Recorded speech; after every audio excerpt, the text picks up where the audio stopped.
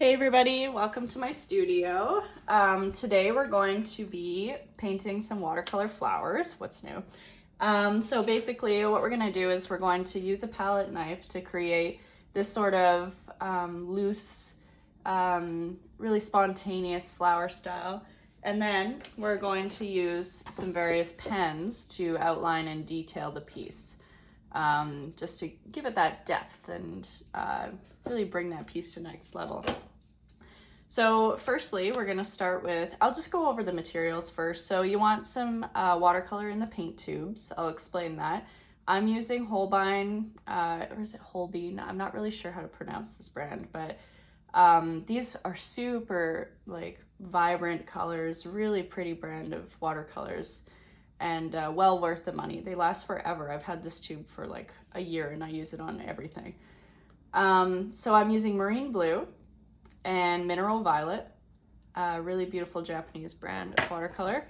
And then I've got a few different pens. So I'm using just a black Sharpie, gold Uniball, which I got at Staples, and a white Jelly Roll paintbrush.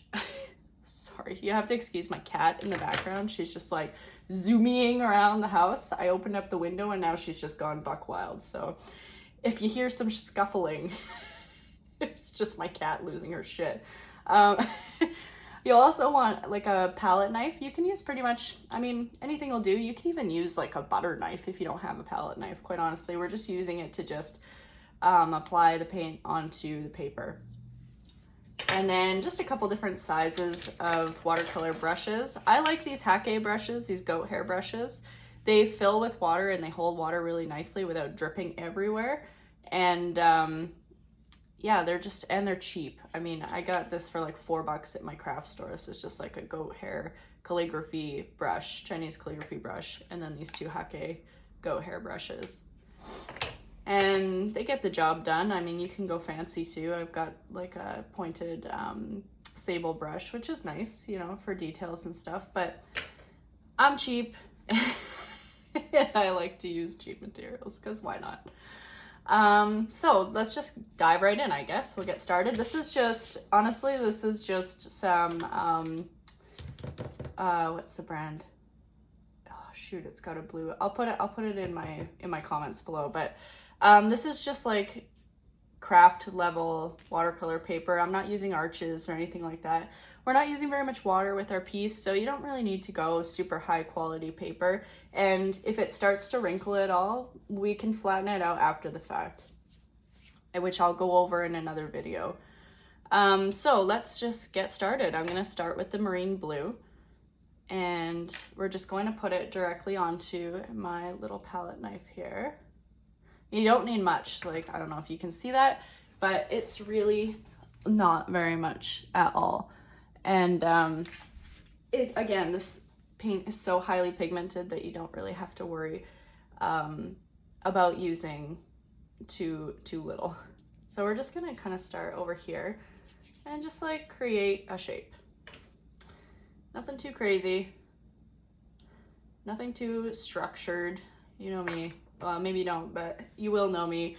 And I don't like structure. I like, there is structure in composition, but I like to wing it 90% of the time. There we go. Very cool. And then I'm going to use this mineral violet to kind of mix with the marine blue and create some shadows. Gorgeous combination of colors. So I'm going to put it over top of some of the marine and then on its own a little bit too, so that you can get some of that. Cool. Always cap your watercolors or else they will dry up and your beautiful brand of watercolor will be sad. All right, also you might want to wash off your palette knife, because again, watercolor obviously does reignite with water, and if you use it on your next project, you will have that color mixed in, which might not be what you're going for. Okay, so now we're just going to take some water. I'm going to use this Chinese calligraphy brush and load it up with water, enough so it's not like dripping. she goes again. Enough so it's not like dripping, but you know, it holds a lot of water in it. So, and we're just going to take it on its side a little bit and just kind of start to move into that shape that we created. And I tend to be a bit of a maximalist and overdo everything. So just take it easy, you know, don't learn from my mistakes. Don't go too crazy and just kind of, you know when to stop. That's the hardest part. I never know when to stop because I just want to keep seeing that beautiful color. Okay, that's kind of interesting. And then we're just gonna pull it down to create like a branch, or a stem. Wow, you can tell I know nothing about flowers.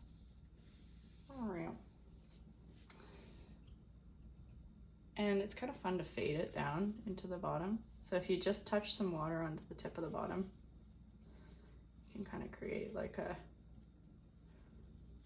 man, I am shaky. Way too much caffeine this morning. Beauties of having a 2-year-old living off of caffeine and Cheerios.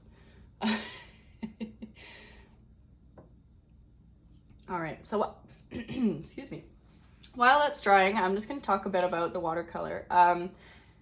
The reason we're using the tubes is because then we can apply it directly to the paper without having to worry about like it being without having to worry about it being watered down. When you use the pans, these are fantastic, of course, for on the go and for everything. But the thing is, you add water to it and you're diluting it, right?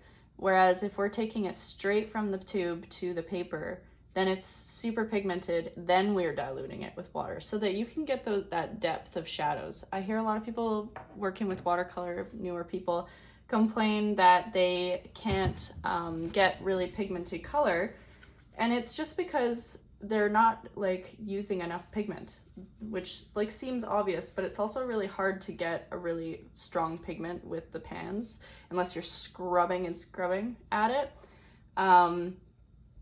But you know, yeah, I just like using the tubes. It gives a much nicer effect, more depth. Now I really like to kind of spice it up, you know, give it some spontaneity. So I'm just gonna pick up some of this and I'm just gonna splash it on. I tend to not be a big fan of like overly structured. And when it starts to look structured, I just throw some paint on there and see how it goes. It's also fun if you want to take kind of an opposite color of the spectrum and splash that on there to give it some dynamic interest. Maybe do a couple big splotches. So you see, I want it to be a little bit more pastel-y, so I'm using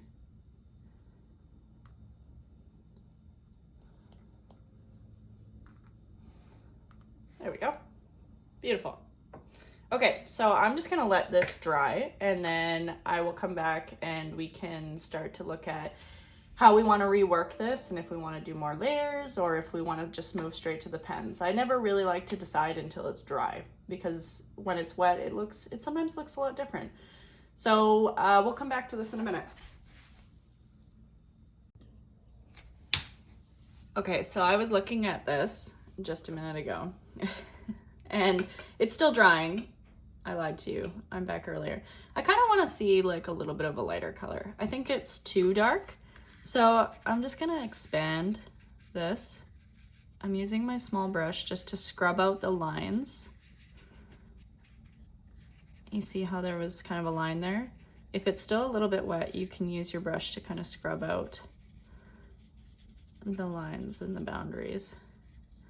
Because I kind of think I'd like to see this flower just a little bit bigger and then also have more balance between the light and dark. And we're gonna do it on this side too. Just kind of have it, because there's a lot of shadow And I want to see more of this beautiful marine blue. And maybe get some more of that purple down the bottom. Ah, gorgeous. Love these watercolors. I could rave about these for days. Okay, now I'll be right back. Okay, so the flowers are mostly dry. There's just one little thing I want to do. So I'm just going to take a little bit more of this mineral violet and apply it to the bottom here, because as it's drying, it's really lightening up quite a bit, and I want it to have a little bit more of the shadows. So I'm just going to add a little bit more of this to the very base, just to also get a little bit more dynamic color, because it's really leaning to the teal, which is great. I freaking love teal. It's like my favorite color in the world. But I also really like this purple and the effect it has with it. So again, just gonna take my little brush here and blend it out. Maybe have it kind of come down a little bit over here.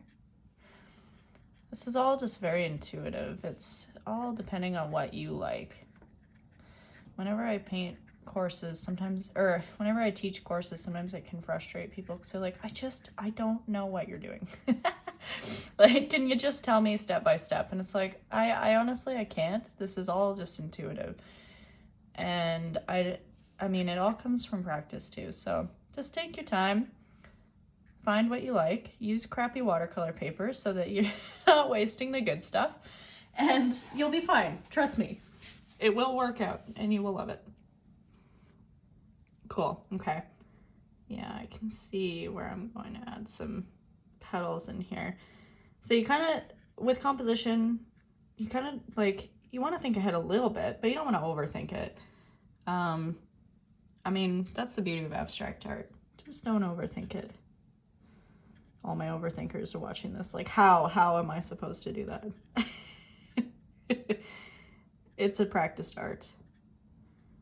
It really is. To let go of control.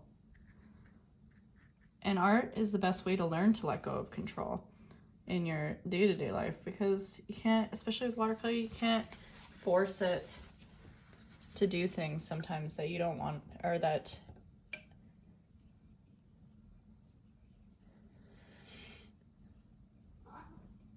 using watercolors, abstract watercolor is a really great way to learn how to let go of control a little bit and just kind of let things flow.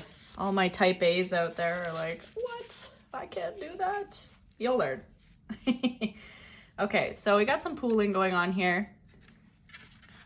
I'm just going to flow that down so it covers that weird little white spot that's happening. And I'm just using a very dirty tissue to pick it up a little bit. Paper towel has an interesting texture, and as it's drying, especially when it's like almost dry, you can get some really neat kind of textures in your paint using it, if you're into that. Okay, there. I'm satisfied with the depth of those shadows now. We've got some really nice deep spots coming in. It's going to create some dynamic colors here. So now I'm going to let it dry again fully, and then we'll go into the pens. Okay, I'm back. It's finally dry. Only an artist enjoys watching paint dry. So now we're going to start detailing. I'm going to use my Sharpie, courtesy of the dollar store, very bougie.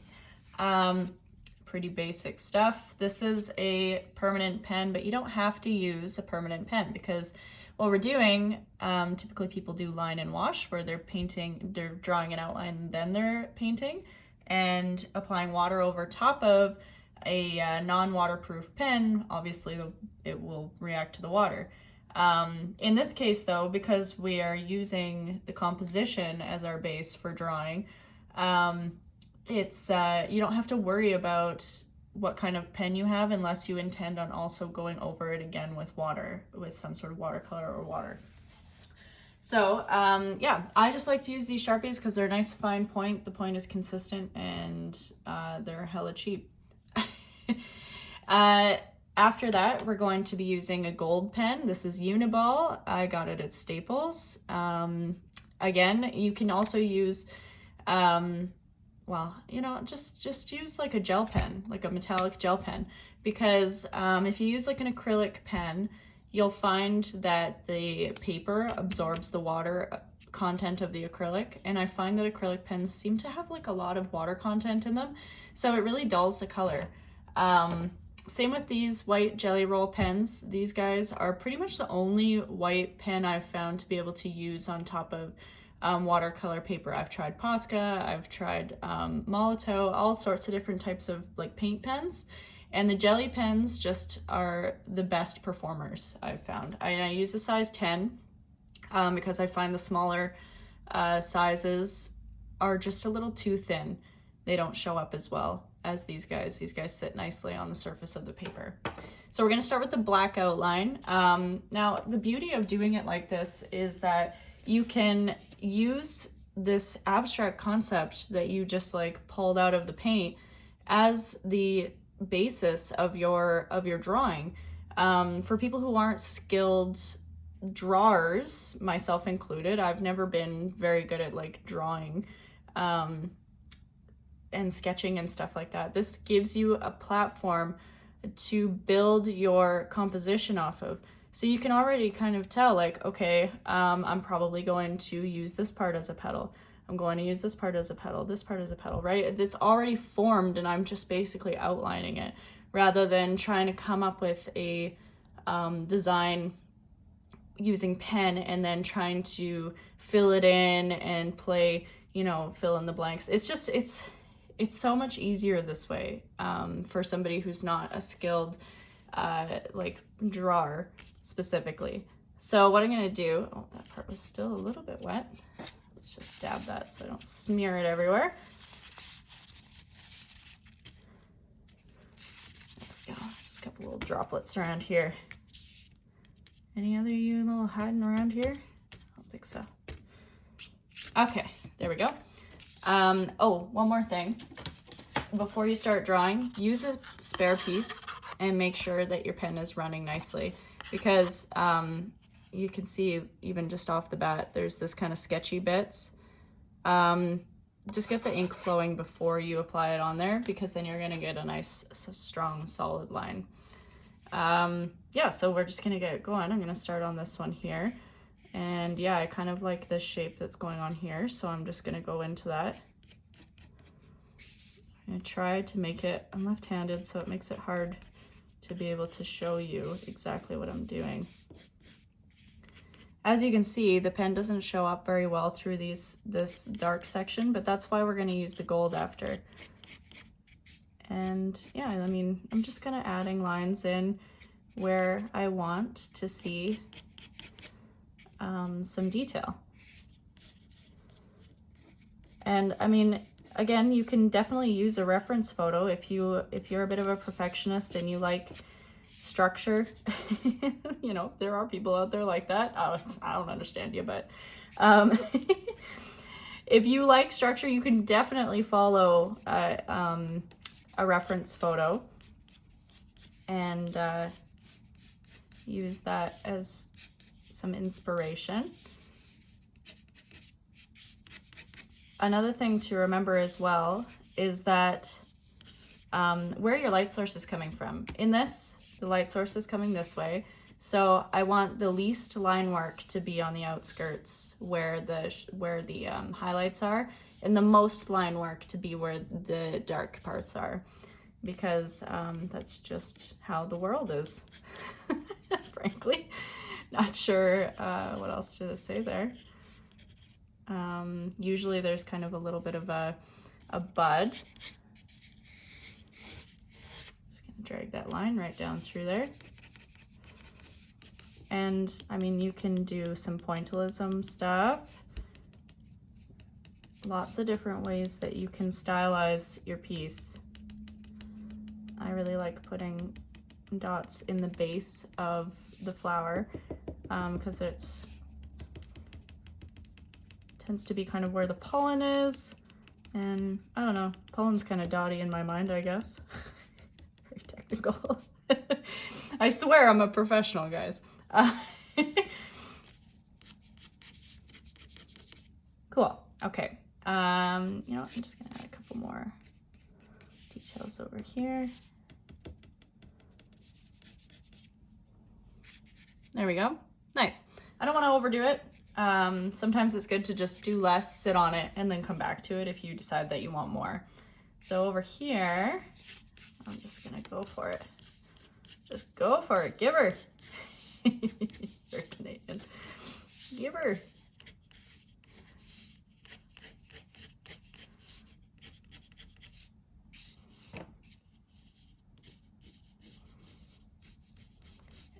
Sketching is it's a bit of an art in itself. You really have to kind of practice sometimes. What I like to do is I like to do small, short, brisk strokes, really quick, which allows a bit of spontaneousness in your strokes. Of course, if you want something more structured, you can go nice and slow, but I find the faster that you move, the more abstract it just seems to be. All right, cool. I like it.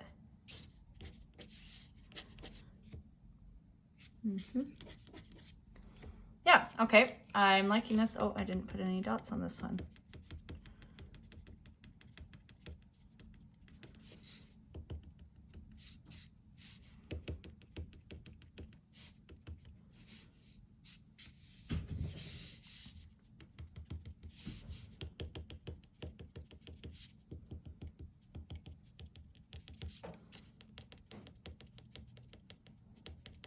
Pointillism is like strangely meditative.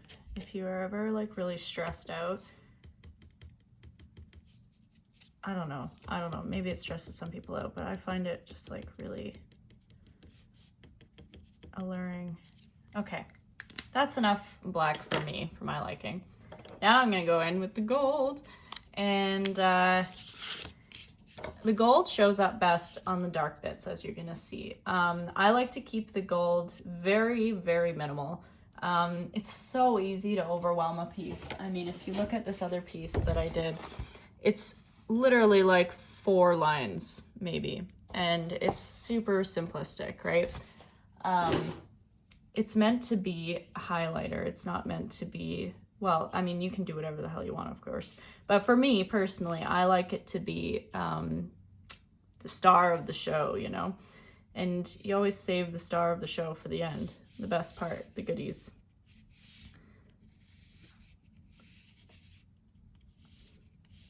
The most detailed sort of portions. And I'm just kind of going in the same pattern as where I put my black lines.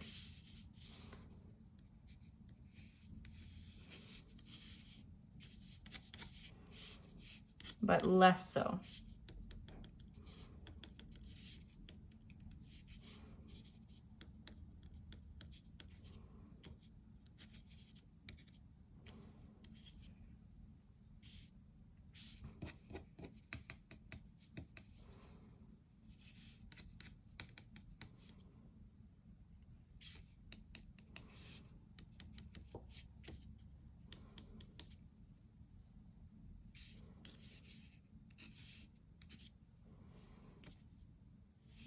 Beautiful. Love it. Love it. Cool. Okay. Now I'm just going to leave that one alone. I'm a classic overworker, so I have to restrain myself. All right, let's come over here. You know, these are kind of neat little buds I got going on.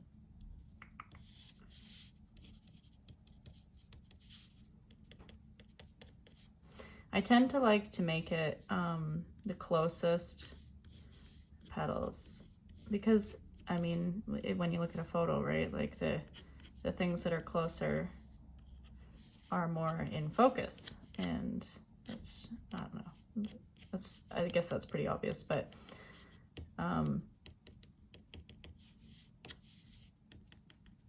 it just helps draw the eye where you want the eye to be drawn. Focus on the most detailed sort of areas. Pretty. Ah, I love it. Love it. Okay, now the white. And the white I use even more sparingly. Again, with the gel pens, make sure to test it. Look at how sketchy that is. Come on. Come on, white, you can do it. There we go. Okay, and yeah, again, even less so, and just in the spots where I'm really trying to draw attention. Oops. Got some gold on there. There we go.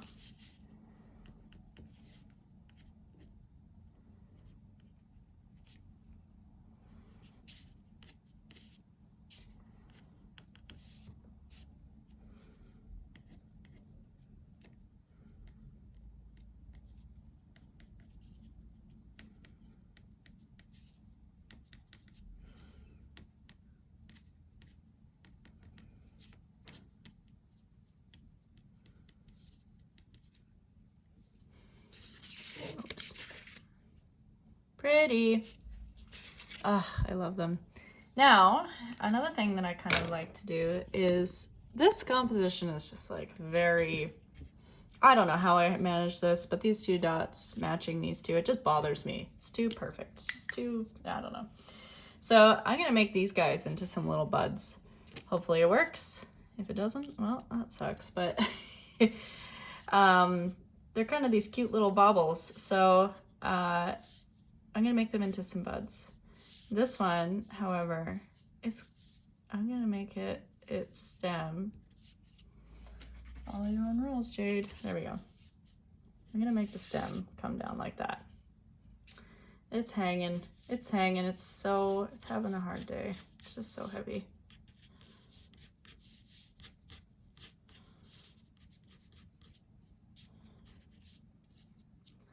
And this one, I'm gonna have it come this way.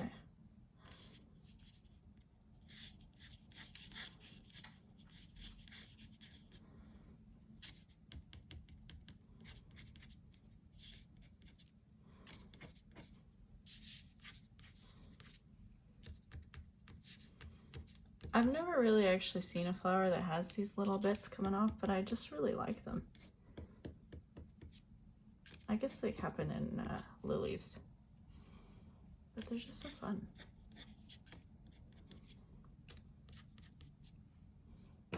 Cool. And because they're lighter, I do a little bit more detail. And yeah, we'll just do one little line on them.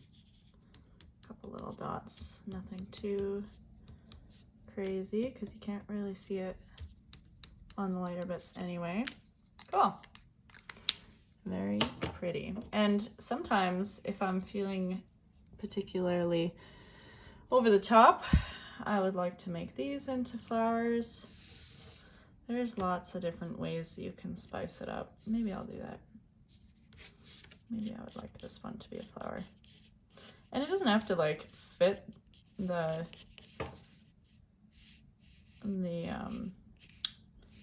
splotch perfectly, right? I mean, it just kind of has this neat effect where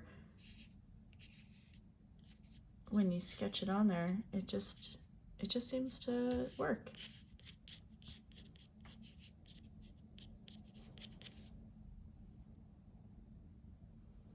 Cool. Just trying to think if there's anything else I'd like to see. Maybe this one, just to create some balance.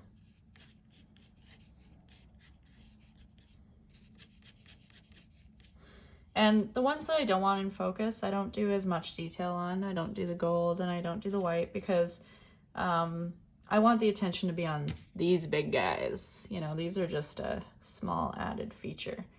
They're just fun stuff.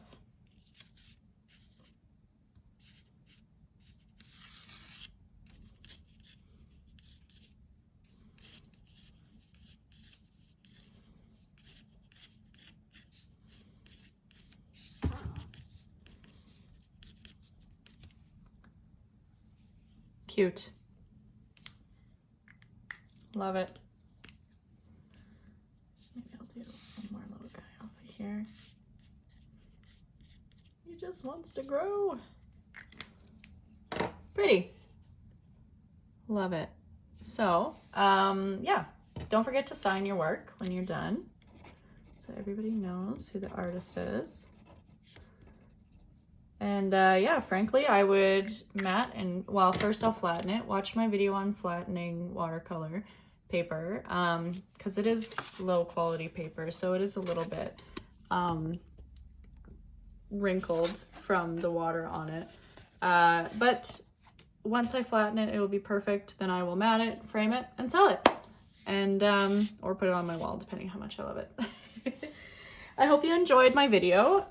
Stay tuned. I'll be posting another one next week. And yeah, enjoy your weekend. Happy Friday, everybody.